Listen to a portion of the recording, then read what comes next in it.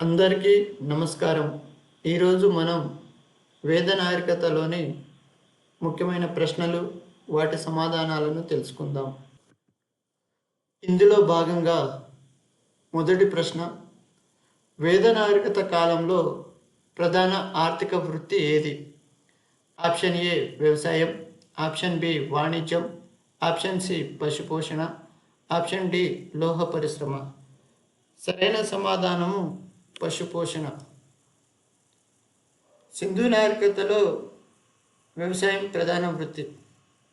గోధుమ, బార్లీ వంటి పంటలను పండించారు. సింధు నాగరికత కాలం క్రీస్తుపూర్వం 2500 నుంచి 1750 వరకు. డిపి అగర్వాల్ ప్రకారం C14 ఐసోటోప్ను ఉపయోగించి కార్బన్ డేటింగ్ పద్ధతి ద్వారా సింధు నాగరికత కాలాన్ని 2250 సంవత్సరాల నుండి 1750 సంవత్సరాల వరకు, క్రీస్తుపూర్వం 2250 నుండి క్రీస్తుపూర్వం 1750 సంవత్సరాల వరకు సింధు నాగరికత ఆవిర్భవించింది అని డిపి అగర్వాల్ పేర్కొన్నాడు. ఆర్యులు ఆగమనంతో వేద నాగరికత ప్రారంభమైంది. ఆర్యులు భారతదేశంలో 1500 సంవత్సరానికి క్రీస్తుపూర్వం 1500 సంవత్సరంలో వచ్చారు.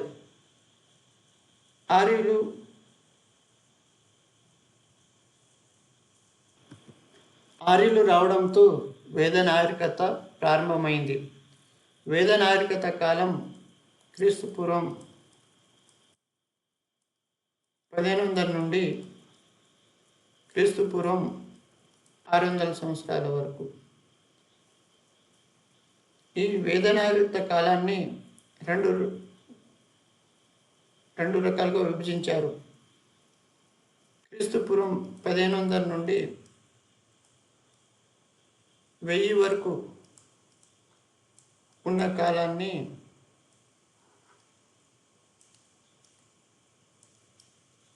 తొలివేద కాలం అని, దీనిని ఋగ్వేద కాలం అని అంటారు. 1000 నుంచి 600 మధ్య కాలాన్ని మలివేద కాలం అని అంటారు. తొలివేద కాలంలో ఆర్యులు పశుపోషణ చేశారు. ఎందుకనగా సింధు నాగరికత కాలానికి ఆర్యుల కాలానికి మధ్యన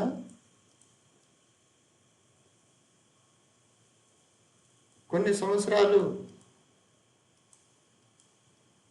గ్యాప్ ఉంది. ఆర్యులు సింధు నాగరికత పట్టణాలను చూసి ఆడ దయ్యాలు, భూతాలు ఉంటాయి అని ఆ వైపున వెళ్ళలేదు. సింధు నాగరికత 1750 క్రీస్తుపూర్వం 1750 సంవత్సరంకి పతనమైపోయింది. సింధు నాగరికత ప్రజలు పర్యావరణ మార్పుల కారణంగా సింధు నాగరికత పట్టణాలను వదిలి ఇతర ప్రాంతాలకు వలసలు వెళ్ళారు. ఆర్యులు అటువైపుగా చూడలేదు, సింధు పట్టణాల వైపుగా వెళ్ళలేదు. ఆర్యులు సప్త సింధు ప్రాంతంలో సెటిల్ అయ్యారు.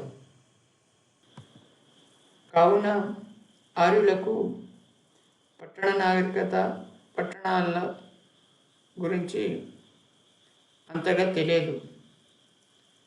పశుపోషణ చేశారు, గ్రామాల్లో నివసించారు. తొలివేద నాగరికత తర్వాత మలివేద నాగరికత కాలంలో వ్యవసాయం చేశారు.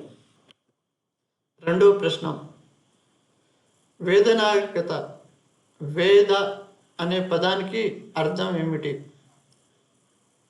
ఆప్షన్ ఏ జ్ఞానం, ఆప్షన్ బి ధర్మం, ఆప్షన్ సి శక్తి, ఆప్షన్ డి భక్తి.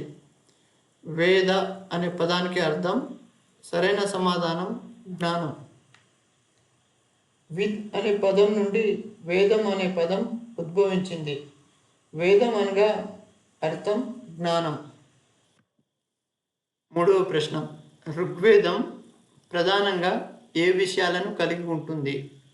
ఆప్షన్ ఏ యజ్ఞక్రతువులు, ఆప్షన్ బి స్తోత్రాలు, ఆప్షన్ సి మంత్రాలు, ఆప్షన్ డి వైద్య జ్ఞానం. సరైన సమాధానం వచ్చేసి స్తోత్రాలు. ఋగ్వేదం అతి పురాతన వేదం.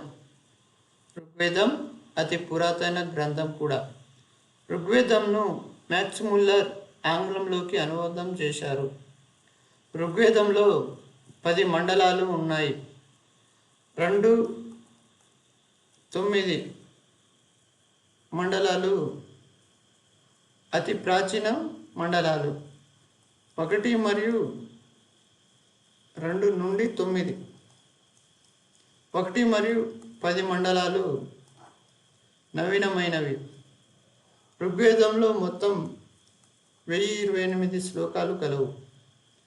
ఋగ్వేదంలో స్తోత్రాలను హోత్రి వర్గానికి చెందిన పురోహితులు ఆలపించేవారు. వేదాలు 4: ఋగ్వేదం, యజుర్వేదం, సామవేదం, అథర్వణ వేదం. ఒక్కొక్క వేదానికి ఒక్కో వర్గానికి చెందిన పురోహితులు ఆలపించేవారు. వీళ్ళు ఒక వేదాన్ని నేర్చుకోవడానికి సుమారుగా 12 సంవత్సరాల కాలం పట్టేది. అయితే ప్రస్తుతం ఈ వేదాలను నేర్చుకోవడానికి పురోహితులు అంతగా ఆసక్తి చూపించడం లేదు. ఎందుకనగా 12 సంవత్సరాల కాలం పడుతుంది. ఈ 12 సంవత్సరాల కాలం వేచించిన తర్వాత వారికి ఎలాంటి జీవనోపాధి లేకపోవడం వలన ఇప్పుడు పురోహితులు అంతగా ఆసక్తి చూపించడం లేదు. అయితే పాతకాలంలో ఋగ్వేదానికి హోత్రి వర్గానికి చెందిన పురోహితులు ఆలపించేవారు.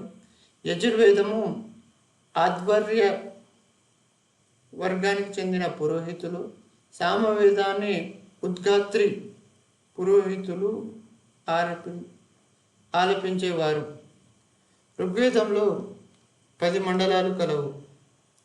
3వ మండలంలో గాయత్రి మంత్రం ప్రస్తావన ఉంది. గాయత్రి మంత్రం ఓం భూర్భువస్వః అనే పాట. ఇదే గాయత్రి మంత్రం. ఇది సావిత్రి దేవతకు సంబంధించింది. 7వ మండలంలో దశరాజ గణ యుద్ధం గురించి పేర్కొనబడింది. 9వ మండలంలో సోమదేవుని గురించి, సోమదేవుని గురించి తెలుపుతుంది. 10వ మండలంలో వర్ణ వ్యవస్థ గురించి ఉంది. దీనిని పురుష సూక్తం అందురు. 4వ ప్రశ్న, వేదకాలంలో గురుకుల పద్ధతి విద్యలో ప్రధానంగా ఏ భాషను ఉపయోగించారు?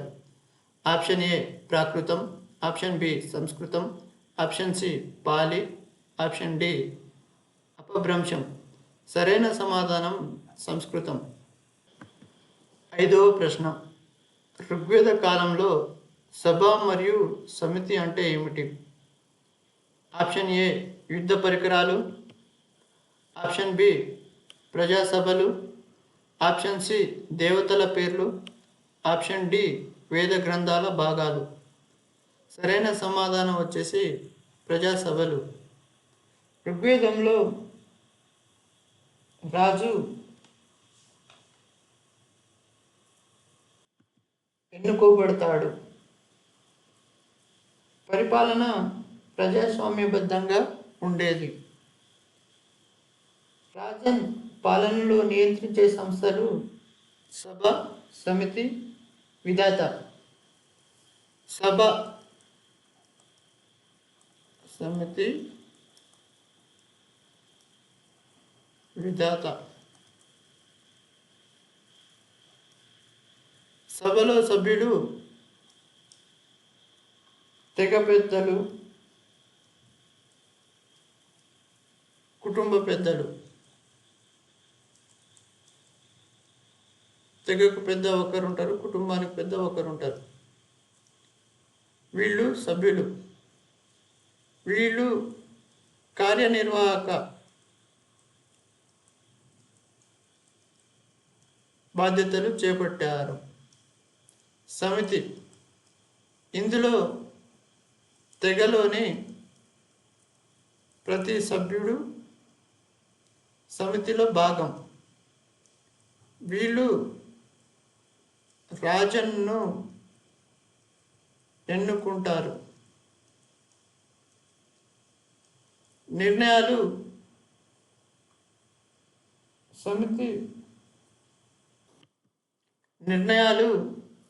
సమితి తీసుకునే నిర్ణయాలే కీలక సమయంలో తుది నిర్ణయాలు అవుతాయి. విధాత అనేది ఆర్థిక వనరులను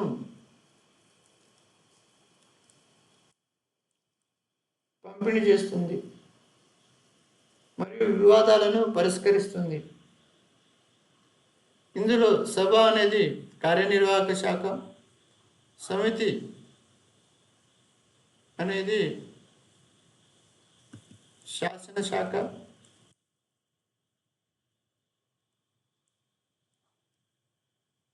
విధాత అనేది ఆర్థిక వనరులను పంపిణీ చేసే శాఖ. ఇది ప్రజాస్వామ్యబద్ధ పాలనను తెలుపుతుంది. 6వ ప్రశ్న, వేద నాగరికతలో అత్యంత పూజించబడిన దేవుడు ఎవరు? ఆప్షన్ ఏ ఇంద్రుడు, ఆప్షన్ బి వరుణుడు, ఆప్షన్ సి అగ్ని, ఆప్షన్ డి సోముడు. సరైన సమాధానం వచ్చేసి ఇంద్రుడు. ఇంద్రుడిని యుద్ధాలకు మరియు వాతావరణంకు దైవంగా పూజించేవారు. వరుణుడు నీతి పరిపాలకుడుగా ఆరాధించేవాడు.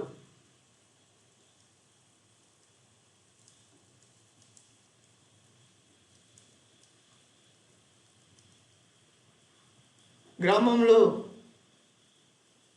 నీతి తప్పితే, పాపం ఎక్కువ చేస్తే వర్షాలు కురువవు అని అంటుంటారు. దీనికి కారణం వరుణదేవుడు ఆ గ్రామంపై కరుణించడు.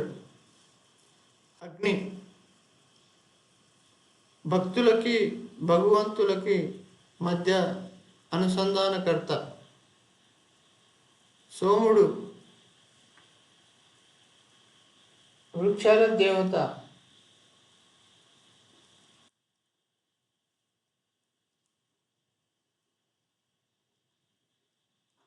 ఋగ్వేదంలో 9వ మండలంలో సోమదేవునికి సంబంధించి 120 శ్లోకాలు ఉన్నాయి.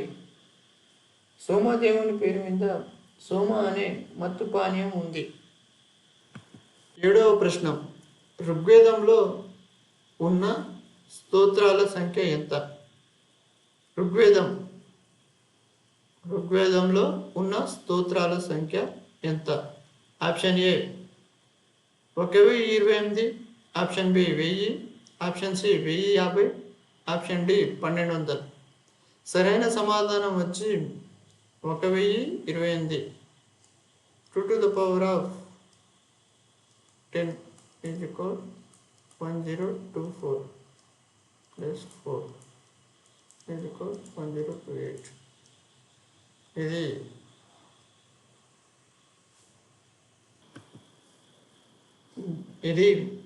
2, 4, 8, 16, 32, 64, 128, 256, 512, 1024, తర్వాత 4 కలుపుకుంటే 1028 శ్లోకాలు.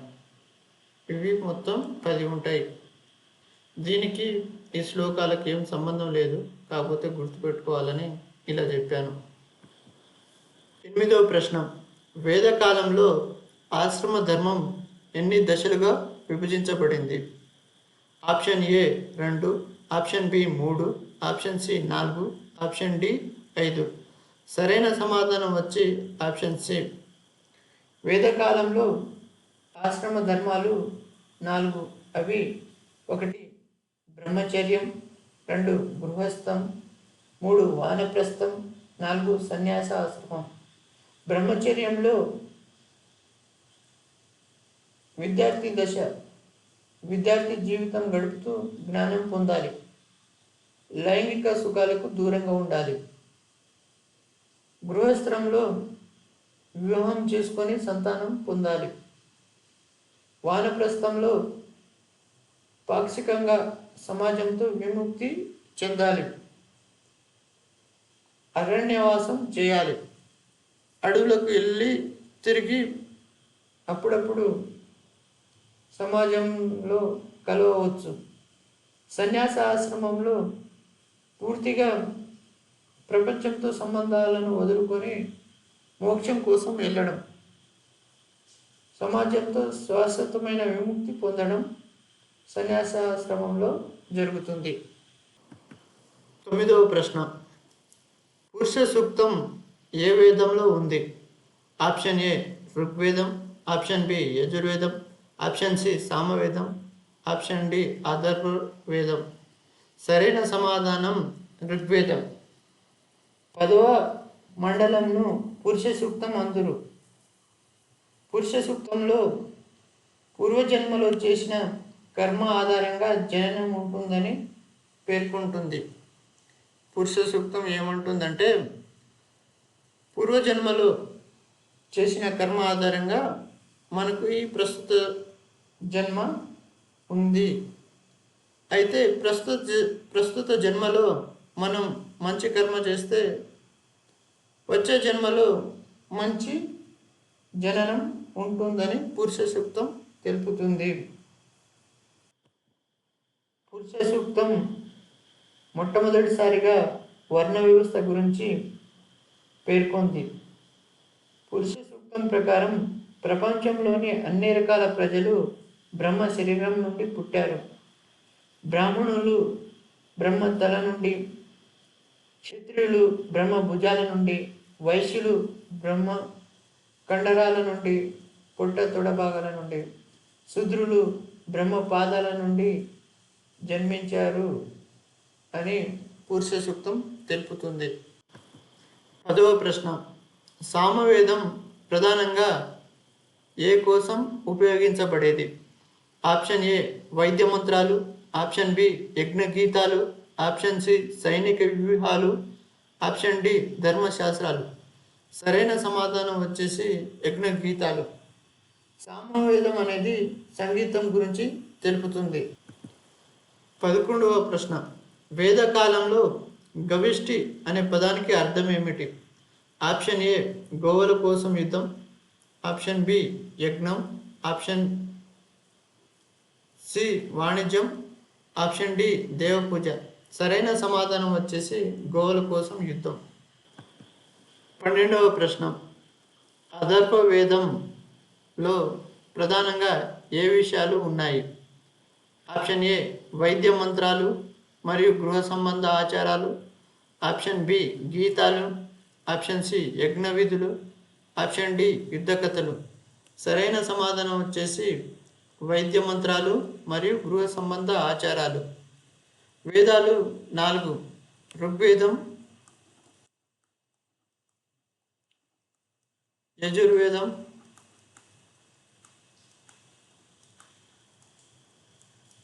సామవేదం,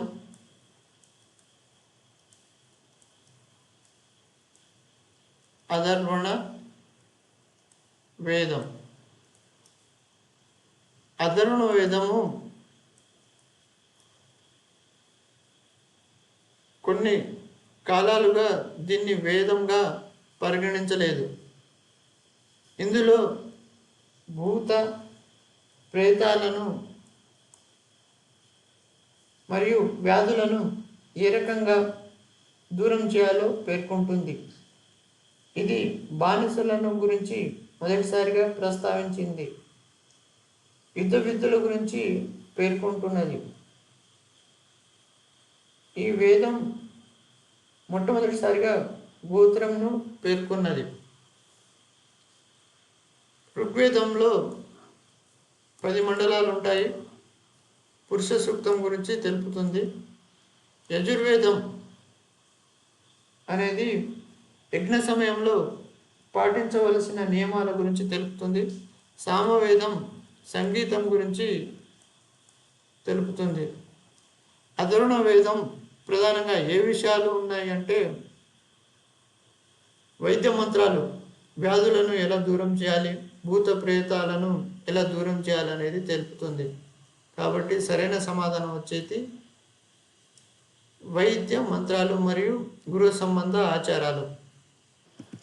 13వ ప్రశ్న, వేదకాలంలో రాజసూయ యజ్ఞం ఉద్దేశం ఏమిటి? ఆప్షన్ ఏ యుద్ధంలో విజయం కోసము, ఆప్షన్ బి రాజ్యాధికారాన్ని స్థాపించడానికి, ఆప్షన్ సి వర్షం కోసం, ఆప్షన్ డి ఆరోగ్య రక్షణ కోసం. సరైన సమాధానం వచ్చేసి రాజ్యాధికారాన్ని స్థాపించడానికి. 14వ ప్రశ్న, వేద నాగరికతలో వరుణుడు ఏ దేవత? ఆప్షన్ ఏ అగ్నిదేవుడు, ఆప్షన్ బి గాలిదేవుడు, ఆప్షన్ సి వర్షదేవుడు, ఆప్షన్ డి సముద్రం మరియు నీటి దేవుడు. సరైన సమాధానం వచ్చి సముద్రం మరియు నీటి దేవుడు. వరుణుడు వేదాల్లో విశ్వమును ఆదేశించే శక్తి గలవాడు. వరుణుడు పాపులను తన దగ్గర ఉన్న పాశంతో శిక్షిస్తాడు. వరుణ దేవుణ్ణి నీతి పరిపాలకుడుగా ఆరాధిస్తారు. ప్రకృతిని నియంత్రించే దేవుడు వరుణ దేవుడు, కావున నీటి దేవుడు అని అంటారు. 15వ ప్రశ్న, వేదకాలంలో సమాజం మొదట ఎన్ని వర్ణాలుగా విభజించబడింది? Option A 2, option B 3, option C 4, option D 5. సరైన సమాధానం 4. 4 వర్ణాలు. అవి బ్రాహ్మణ, క్షత్రియ, వైశ్య, శూద్ర. ఈ 4 వర్ణాలు వేదకాలంలో సమాజాన్ని విభజించింది. సింధు నాగరికత కాలంలో సమాజము వర్గాలుగా విభజించబడింది. ధనిక వర్గము, పేదవర్గము, కూలీలు లేదా సామాన్య ప్రజలు. సింధు నాగరికత కాలంలో ఎగువన ధనిక వర్గము, దిగువన పేదవర్గము, కూలీలు లేదా సామాన్య ప్రజలు నివసించేవారు. వీరికి కోటగూడ అనేది వేరుపరుస్తుంది.